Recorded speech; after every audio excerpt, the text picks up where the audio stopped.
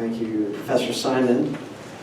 I have to say, I was so inspired by Professor Doherty's talk and Professor Simon's that I'd like to forego a whole presentation on Latin American liberation theology. I do have slides, only 2 or 3 of which that we really need to look at. I was really inspired by Professor Torber's inclination that we really just have to look at a couple of statements and we can have a conversation. But I'd really rather take the opportunity to lay out 2 parallel traditions that we just heard from and how that can help us think about Ambedkar's critique of Gandhi's own notion of love and compassion. You're going to say, how did you prepare this? Well, I didn't. And this is what I want to do because I'm really inspired by wanting to respond to what we just heard. So before I do that, I just need to bring up, because I can't really pronounce the term, and I'm going to have to call on my Indian brothers and sisters. Satyagraha is what I want to... How do I pronounce this? Yeah, Satyagraha. Satyagraha, okay. The essence is to... So the paradox I want to explore, you don't need to read this entire amorphous text, I'm just trying to isolate that term. The paradox I want to explore in Ambedkar's critique of Gandhi is that in Gandhi, we apparently have a statement of compassion and love. So already in Gandhi, not Gandhi, the anti-colonial leader, the ubiquitous, most famous Indian that ever lived, the heroic figure that to this day is still deified in India, and to speak against him is to speak blasphemy in many regards, especially with the current right-wing environment. But to say that, okay, here's a human being that also had at the core of his philosophy love and compassion. But then that's where the statement ends, because now we have to begin the deconstruction of that statement. So let me begin with the analog of the African American experience.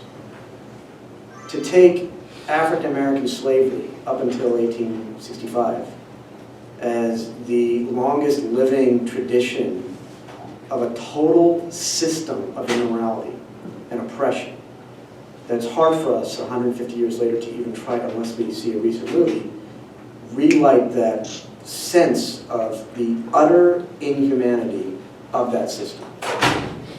And to move from that historically, one epoch to the next, separate but equal, but not quite equal. Because if you understand the violence of Jim Crow and the vigilantism that Professor Doherty spoke of, you know, how equal is equal when you're separate? To an attempt to integrate through the civil rights movement, but not really handle the problem of equality, which is Ambedkar's fundamental question, right? Not just the liberty and the fraternity, but the equality. And so to try and move from separation and unequal, separation and unequal is what it should have been called, but separation and equal, to an attempt to integrate, but not handle the equality. To, as we move into this post-civil rights phase, which is 3-4 decades long, to what I would call a big question mark for many of us, which is to ask about a reseparation in terms of the prison to school to prison pipeline, and the essentially the transference of white mob power to the state, in which the state can act with impunity towards the utter dehumanization and devaluation of a certain people in our country. That's a long history, and one can call progress for a few devolution and also continued dehumanization for the masses. So I want to lay that out, that as a trajectory. Because I used a lot of words there, things like segregation, equality, separation, integration. And I'm trying to understand how that vernacular gets translated into the Indian context when we use our English language to translate these types of terms that were appropriated by someone like Gandhi. So I'll clarify what I mean by that. But before I turn to Ambedkar's critique of this Satyagraha, the other side that I mentioned was what we heard from Professor Simon, who's disappeared once again. But to try to question the notion of false charity, that to think about the oppressed rising on the basis of some kind of charitable will, that there's political reform, or there's political inclusion, or there's economic redistribution. From an Ambedkar critique of Indian society, these things don't matter if we don't engage in a fundamental transformation of the very foundations of the society, especially when they're ensconced in a religious ideology. That's very difficult to understand. So we see the surface of oppression, but we really don't understand the deep roots of that inequality. So similarly for what Professor Simon was saying, there's no point in talking about an economic reform or a benevolent attitude, a charitable attitude, which underpins the philosophy of much aid today, if we don't really engage in this project of humanization. And the analog for that would be love and compassion. So how do we contextualize, as philosophers, that's what some of us are, the relevance of this idea of love in the context of today's discussion, this entire symposium? Gandhi, if we look at this historical context, Satyagraha, according to, this is Roy's text, The Doctrine of the Saint, this is her interpretation, Satyagraha is, in essence, is to melt the heart of the opponent by self-inflicted suffering. So the fast that Gandhi used to engage in. Or to, in the passive nonviolence and civil disobedience, to show that you're not going to take up the arms, and it's not eye for an eye, or it's not a reaction to it and a counter-reaction, but really to accept one's own suffering. And yet what we know from Ambedkar's struggle is that the game that Gandhi was playing was essentially, yes, we don't want to condone the existence of caste, and yes, we want to ban untouchability, and yes, we want to create this constitutional inclusion. But for Ambedkar, the Indian reformers, first of all the founders and then eventual reformers, refused to touch the very structure itself, which was the fact that there's caste inequality, caste stratification. So in other words, loving and supporting the Dalit and hoping that their acceptance of their own lot will ameliorate their suffering and perhaps enlighten the oppressors or those that continue to oppress, as if that would be enough. But the structure remains intact. People need to accept their lot. And in the case of Hinduism, people need to see that in their own suffering, in their lot, as the sweepers and the sanitation workers, that somehow some enlightenment will develop. That in your own suffering you can grow and discover your own path towards wisdom. So in many respects, Gandhi's self-inflicted suffering, as a statement about the injustice of British colonialism, the same extolling and deification and divinity of this suffering is transferred to those in the caste system who should remain. And this became a surreptitious justification for the caste system, that just accept your lot. We shouldn't mistreat each other. We can strive for the same fraternity. But don't worry about the equality. And if your definition of liberty means everything but being able to change your occupation at birth, you can have that too. So, in other words, Gandhi's own notion of love and compassion, if that's how he understood it, was also meant the perpetuation of the caste system, and that's exactly the point of Ambedkar's critique. So how do we contrast the Gandhian moment with another tradition? How does love and compassion function in Latin American liberation theology? And how do we then compare that to Ambedkar's project to reconsider, if you will, quite frankly, question the very essence of Hinduism and see if there's anything in Hinduism that has a principle of liberation theology, or, as Professor Simon is saying, and as Ambedkar concluded his life, I'm sorry, this is where I leave the fold, and good luck with your project, and that's it.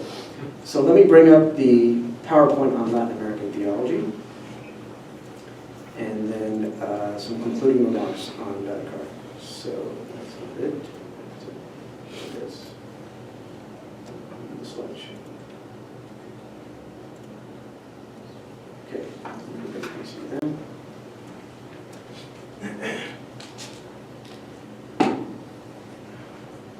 Okay, so there are only 3 or 4 basic principles that I'd like to tease out of Gutierrez's major work, The Theology of Liberation. You know, in many respects, when you talk about constitutional transformations, and you talk about guaranteeing basic human rights, and you talk about declarations of freedom and equality of all human beings under the law, everyone should be treated equally within the law. The laws can't favor some people over others. You can confer civil rights and people can fight for them, but you can't take lives, as in the taking of black lives today in this country. So similarly, one can speak of, as an analog,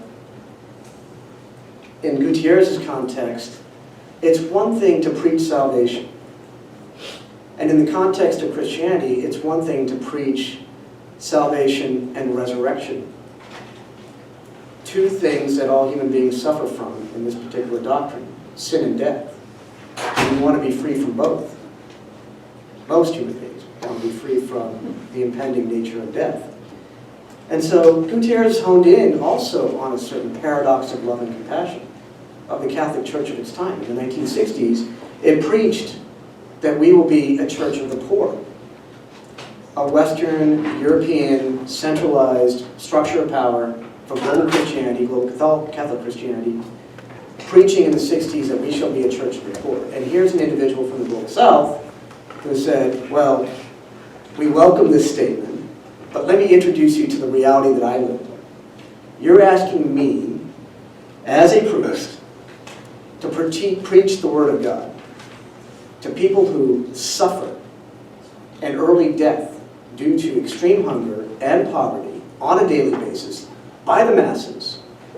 You want me to preach this statement about the salvation from and the resurrection from death. Well, that's my calling, because that's what I believe in my system, in my religion. I do believe that firmly, that there is life beyond death. There is something called the resurrection. And the example of this incarnate God is our proof. So that's his statement back to the Vatican, which is to say that, look, this is what I want to preach. This is what my calling is in life. I actually believe this, otherwise I wouldn't stake my life on it. Having said that, I need to ask you, there in the North and in the West, to truly understand the context in which that word can come alive and what that means. And so this is his fundamental innovation. He's not asking for a new theology or a new content. I need to change the nature of Christianity. Take out Jesus Christ. Oh, there is no resurrection. Oh, the virginal birth. That's a concept we don't believe as moderns. Here's an individual, and if you come from this faith, these are the doctrines that you adhere to. He's not asking about changing the theology. He's asking for a shift in orientation, in the method. The orthodoxy of the theology has to turn to an orthopraxis, which means, how do you live out that love and that message? Well, what that means, quite frankly, is commiseration with the poor. This is Ambedkar's message as well. Then you say, well, that was Gandhi's message. Gandhi lived with the poor. Gandhi wanted to eradicate untouchability. Gandhi went to different villages and tried to create the new human being, so to speak, against Western liberalism and capitalism. A truly spiritual community, as most people say. But this is the very same Gandhi who was discriminated against by the British, and quite frankly was rather ambivalent. Those of us that are looking at the research and rethinking what he was actually saying and thinking, he was actually making very racist comments, obviously, about black South Africans of the time. He would never want to be conflated with them. He wanted to get to the first class, but he also didn't want to share the same prison cell with them, when they were both protesting the imperialism of the British. So, commiseration with the poor, the authentic relationship that Professor Simon spoke about in Furry. The gospel for Latin American liberation theology does, quite frankly, achieve two things. It's not to make Christianity singular in relationship. This will make a very interesting conversation. How do we compare this with the other major world religions? But to think of God as a human being, therefore God is incarnate, that appeared as a human person in history, but didn't appear as a king or as a warrior or as a Brahmin, but as one who was among the poor, and to kind of invert the entire meaning of history, to suggest that the poor represents the essence of history. You may not like to believe that because they're anonymous, they're pointless, they are a group as opposed to an individual. All ideas originate from the individual, John Dewey.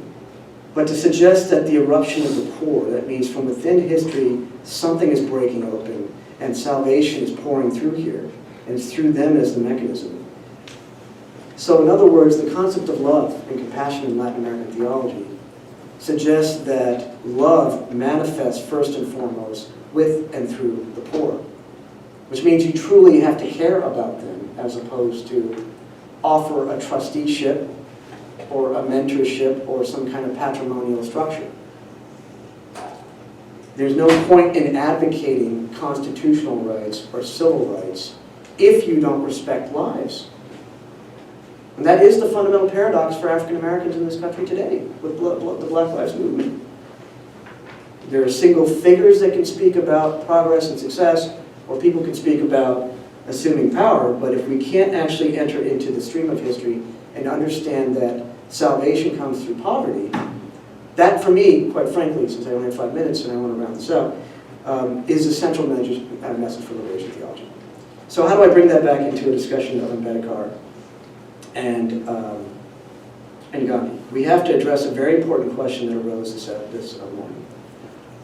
Not only the consciousness that has to arise for fraternity and endomosis and true democracy beyond elections, which is the true reciprocity, the true mutual respect. These are the ideas that Montesquieu and de Tocqueville and others that truly, and Rousseau, those that truly understood the social contract, that there has to be altruism and benevolence and beneficence and tolerance and genuine sharing beneath this calcified definition, equality and freedom under the law. Very important doctrine for us in our constitutional traditions in the West. To say those things without having the true fraternity and reciprocity is to miss out on quite frankly, the entire issue. And so as Dr. Thorpe was saying earlier, you can't even begin the discussion of liberty and fraternity. Fraternity meaning mutual respect, truly seeing each other as equals, truly loving, and be willing to take the place of the other. How many people can honestly switch places with someone whose situation you think is miserable? Think about that. And the liberty is the ability to break tradition, to originate from the individual, and to cast off the past. But to have that, you have to have equality. And the only way you can have equality, from a theology of liberation perspective, is to have that enshrined in your central doctrines. You may find that in Buddhism. You find the divine revelation in Judaism as an encounter with those who are enslaved and freed. And you have in Islam, you have jihad, a supersensory consciousness of justice to overcome all divisions. In Buddhism, you put suffering and compassion at the heart of your path towards enlightenment. And what Ambedkar is asking of Gandhi and the reformers, and anyone else, perhaps anyone in this room, please tell me, where is the principle of equality deriving from a position of compassion and love towards those who are physically suffering? That's the material suffering that Professor Darity is talking about in terms of the evolution of peoples today. That study there, that's the thing that we don't talk about, is the real story about physical and human suffering. The fact that it doesn't get accounted for when it manifests itself in the history of our societies today. So with that, I'll pause